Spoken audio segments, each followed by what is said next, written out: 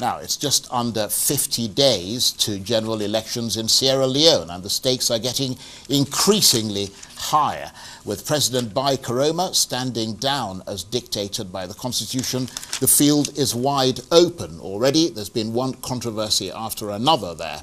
The latest is the exclusion of Sierra Leoneans who have dual nationality from running for parliament, and by extension, running for president. The ruling All People's Congress Party in Sierra Leone say they are implementing it to the letter, and that they've disqualified some of their own members on the grounds that they hold European or US citizenship. Critics, though, say it is a gimmick aimed at two opposition presidential candidates who are giving the ruling party a run for their money in their traditional strongholds. Well, for more on this, I'm joined now live from our London studios by the African Affairs analyst and publisher of Africa Briefing, John Ofei-Ansah. Good to see you, John, and Happy New Year. I don't think I've seen you this year, but this move by the ruling APC party in Sierra Leone, essentially disqualifying candidates from running for parliament or president if they carry the passports of any other countries, is not only controversial, but also unprecedented, isn't it? It is very, very controversial, to say the least, and again, unprecedented. And it's causing a lot of brouhaha, within Sierra Leone. But when you I've spoken to a number of people in Freetown today, and some Sierra Leoneans that I know here. And it appears that the government is on a losing run. The ruling government of President Koroma, right, senses that it's going to lose these elections.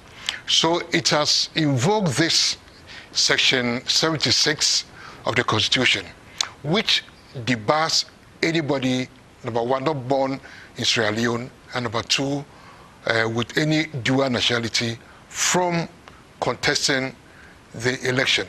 But the irony of it is that in the 10 years since Koroma has been in power, right, some of his cabinet ministers are known to possess dual citizenship. Some parliamentarians, since the end of the Civil War, I don't mean to interrupt you, and up to now, right, and the return to democracy up to now, some parliamentarians are known to possess dual citizenship. Okay. Well, let's give a bit of background here, John, if I might get a word in. According to Sierra Leone's, because you're raising a very interesting point there, according to Sierra Leone's 1991 constitution, a citizen who has sworn allegiance to another country cannot be a lawmaker. They also can't serve in cabinet. But 11 years ago, and you and I were discussing this earlier today, the citizenship law of Sierra Leone was amended to allow for dual nationality. And in the last 10 years, as you mentioned, many dual citizens have been elected to parliament and appointed to ministerial positions. So, given that, why is the ruling party bent on bypassing this new citizenship law and reaching back to the constitution to implement the rule? I mean, and you've actually answered that question, haven't you? Yep. Like I said earlier on, it appears, the main opposition party, right, is on course to win the elections. Okay, and this current government, the ruling party, has been there are a lot of numerous accusations, right, of it being corrupt, and I gather that even some NGOs and other human rights organizations, are preparing lawsuits, right, to fight against Koroma and his government, next year. Sometime this year. So at least, so I think, in view of the imminent loss, right, at the ballot box, it has invoked this section of the Constitution to prevent the front runner from maybe contesting the elections. And that some of the top opposition candidates have renounced what other citizenship they might have held as far back as November last year. I mean, will this renunciation make a difference? I suppose it should make a difference, because once any candidate, be it presidential or parliamentary candidate, has renounced their their allegiance to a foreign country, well, nothing under the law that I know of, right, debars them from contesting in any elections or holding any government position. Currently, the Sierra Leonean diaspora, those citizens living abroad in places like the UK, where you are, in the United States and so on, are also up in arms against this law because they claim that it's going to bar them from seeking public office or being appointed to cabinet positions.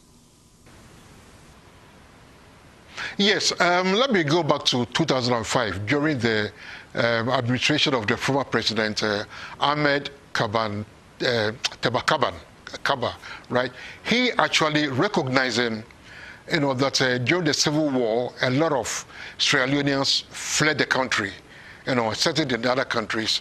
There's one candidate who even holds a Ghanaian passport, right? And again, recognizing their contribution towards the rebuilding of the Sierra Leonean economy, introduced a law, allowing for Sierra Leoneans to acquire or to hold dual citizenship. And this actually was welcomed largely by the diasporan Sierra Leoneans. So they are not happy with the new measure that this current government, APC government, led by Koroma, is taking. After all, they actually send millions, if not billions of dollars, remit to Sierra Leone to help alleviate the abject poverty the majority of people live in. Okay, and number two, most of the diasporans are very, very peeved, to say the least, because most of these parties are funded by diaspora Sierra Leoneans. When they need money, they fly abroad, right? Hold rallies, hold functions, and raise funds to go and conduct their campaigns. So now, why do you want to legislate against the mouth that fits you? Sorry, against the hand that fits you. Okay,